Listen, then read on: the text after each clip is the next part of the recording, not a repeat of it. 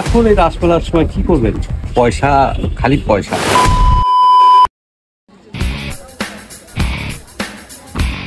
মদনমোহন বাড়ির ঠিক অপোজিটে পুজো দেওয়ার জন্য সন্দেশ কিনতে গিয়েছিলাম। 400 টাকা কিলো।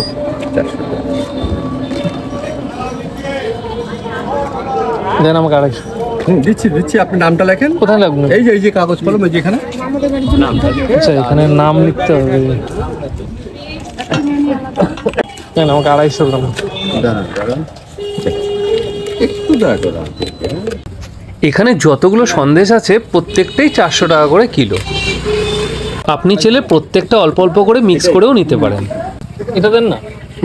ওটা দিব, এটা দিব। হ্যাঁ, একই জিনিস, একই জিনিস। আপনি চাইলে দিব। আমি গুড়েরটাই বেশি করে নিয়েছিলাম। কালারটা দেখে একটু ডাউট লাগাতে আমি দোকানদারকে বলেছিলাম একটা আমাকে দিন তো, আমি একটু খেয়ে দেখি। লিটারালি আমি গুড় আর চিনির মধ্যে কোনো তফাতই খুঁজে পাইনি। সন্দেশ পাবেন, এই চিটা আসুক, পোস্টমার্টটা দিব, তখন পাবেন। এখন চিনি পাবো। এখন এই রাসমেলার সময় কি করবেন? পয়সা, খালি পয়সা।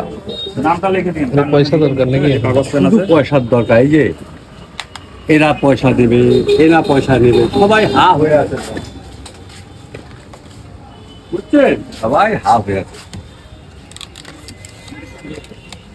মেলার পরে আসবেন, খাওয়াবো আপনাকে। এখানেই দোকান? হ্যাঁ, পার্মানেন্ট। এটার কোনো ই নেই। আরে কি রে, ইসের প্যাকেট খুলিস না রে, ক্যারি ব্যাগ। সাবস্ক্রাইব।